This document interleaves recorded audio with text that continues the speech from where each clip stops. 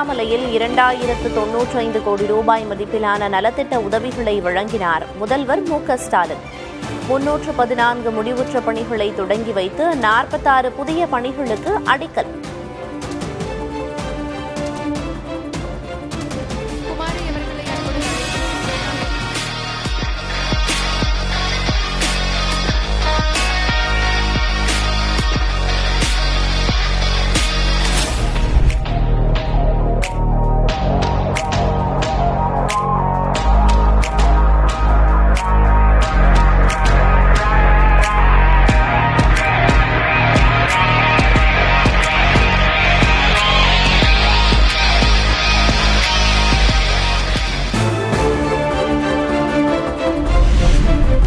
வாக்களிக்காத மக்களிடமிருந்தும் திமுக அரசு நல்ல பெயரை பெற்றுள்ளதாக முதல்வர் மு.க. ஸ்டாலின் பெருமிதம். மத்திய பாஜக அரசு அப்படியே தலைகீழாக உள்ளதாக விமர்சனம்.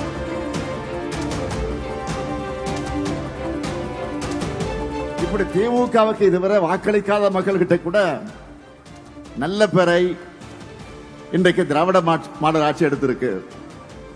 ஆனா ஒன்றிய பாஜக அரசு இதுக்கு அப்படியே தலைகீழாக நடக்குது. பாஜக ஆதரவாளர்கள் இந்த ஒன்றிய அரசை கல்வி ஊத்திக்கிட்டு இருக்காங்க. இப்போ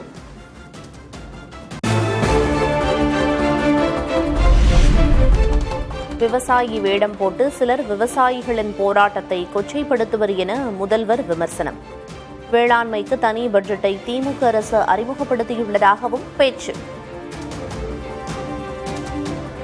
சிலர் விவசாயி வேடம் போட்டுக்கிட்டு அரசியல் பண்ணுவாங்க, விவசாயிகளுடைய போராட்டத்தை கொச்சைப்படுத்துவாங்க. திராவிட மாடல் அரசுல விவசாயிகளுடைய வருமானத்தை அதிகரிக்க வேண்டும் என்று நினைச்சோம். அதுக்காக வேளாண்மைக்குன்னு தனி பட்ஜெட்டை போட ஆரம்பிச்சோம்.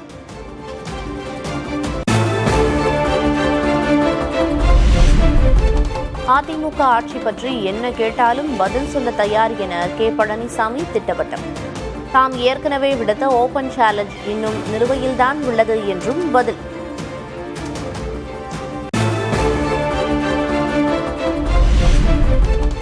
நிறைவேற்றிய வாக்குறுதி பட்டியலை வாசிக்க தயாரா? முதல்வர் மு.க. ஸ்டாலினுக்கு எதிர்க்கட்சித் தலைவர் எடப்பாடி கே. பழனிசாமி கேள்வி.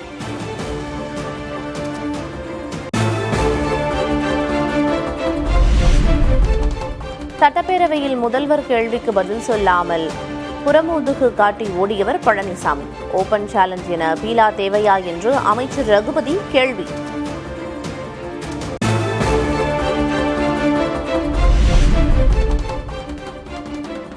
தமிழகத்தில் திமுகவுக்கு எதிரான அலை வீசுவதாக பாமக தலைவர் அன்புமணி விமர்சனம்.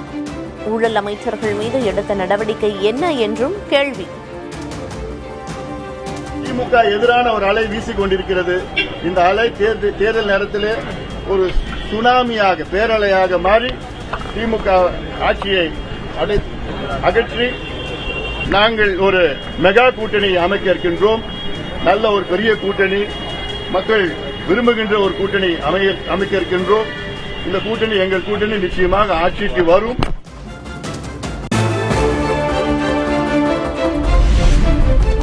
எண்ணிக்கையில் சிறுபான்மை சமூகங்களை புறக்கணிக்கும் திராவிட கட்சிகள் புயவர்கள் வண்ணார்களுக்கு தேர்தலில் போட்டியிட வாய்ப்பு கொடுப்பதில்லை என சீமான் குற்றச்சாட்டு.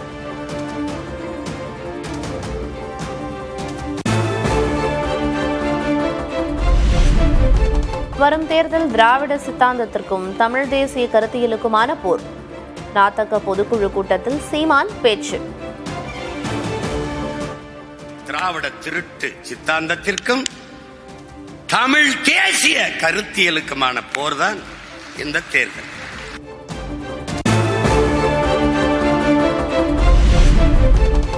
பிப்ரவரி 21ஆம் தேதி 234 தொகுதிகளுக்கும் வேட்பாளர்களை அறிவிப்பேன். நாதக வேட்பாளர் பட்டியல் ஆச்சரியப்பட வைக்கும் என சீமான் பேச்சு.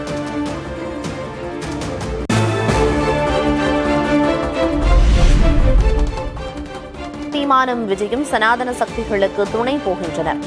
விடுதலை சிறுத்தைகள் கட்சித் தலைவர் திருமாவளவன் மீண்டும் விமர்சனம். அந்த சனாதன சக்திகளுக்கு துணை போகக்கூடிய வகையில் சீமானும் விஜயும் செயல்படுகிறார்கள் என்பதிலே எந்த சந்தேகமும் இல்லை. அவர்களுடைய செயல் திட்டம், அவருடைய அரசியல், அவருடைய போக்கு அனைத்தும் பிஜேபி RSSக்கு துணை போகக்கூடியதாக இருக்கிறது என்பதுதான் யதார்த்தமான உண்மை. இதை தமிழ்நாட்டு மக்கள் புரிந்து கொள்ள வேண்டும். மலேசியாவில் விஜயின் ஜனநாயகன் இசை வெளியீட்டு விழா கோலாகலம். பெரும் ரசிகர் கூட்டத்திற்கு மத்தியில் ராம்ப் வாக் செய்த விஜய்.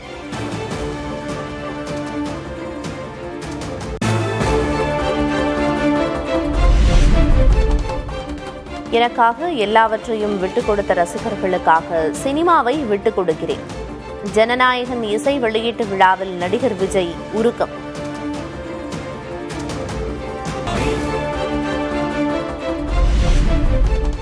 தேமுதிக நிறுவனர் விஜயகாந்தின் 2ஆம் ஆண்டு நினைவு நாள் இன்று அனுசரிப்பு. கட்சி தலைமை அலுவலகம் பகுதியில் பாதுகாப்பு.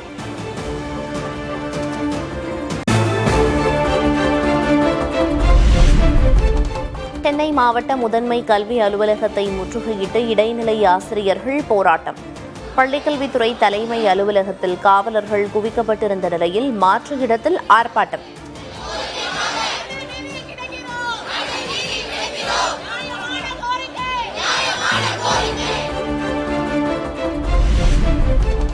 சென்னையில் தலைமைச் செயலகம் நோக்கி பேரணியாக செல்ல முயன்ற தூய்மை பணியாளர்கள் கைது. திருவிக நகர் மற்றும் ராயபுரம் மண்டலங்களைச் சேர்ந்த தூய்மை பணியாளர்கள் தர்ணா.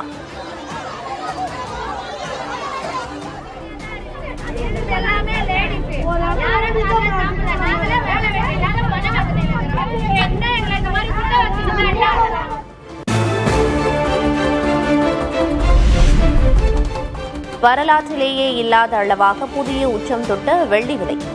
ஒரே நாளில் கிலோவுக்கு 31,000 ரூபாய் உயர்ந்து 2,85,000 ரூபாய்க்கு விற்பனை.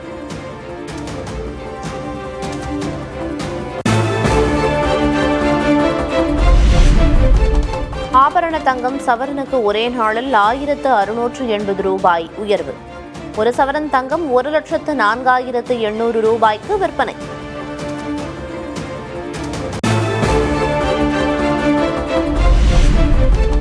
தன்னை உருது அல்லது ஆங்கிலத்தில் பேசச் சொல்பவர்கள் தமிழ்நாட்டு முதல்வரிடம் அப்படி கேட்க முடியுமா? மாநில மொழிக்கு மதிப்பு தருவது அவசியம் என்றும் காஷ்மீர் முன்னாள் முதல்வர் மெஹபூபா முஃப்தி கருத்து.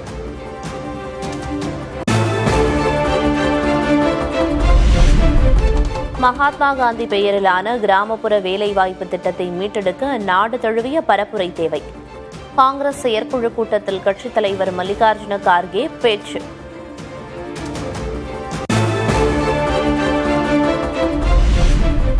தைவானில் நேற்றிரவு சக்தி வாய்ந்த நிலநடுக்கம். பல நகரங்களில் நில அதிர்வுகள் கடுமையாக உணரப்பட்டதால் மக்கள் அச்சம்.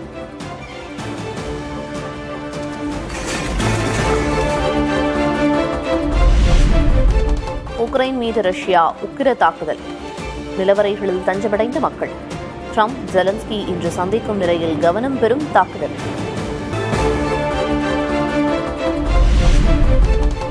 அமெரிக்காவின் வடகிழக்கு பகுதியில் ஏற்பட்ட கடும் பனிப்புயல். 2100 சர்வதேச விமானங்கள் ரத்து.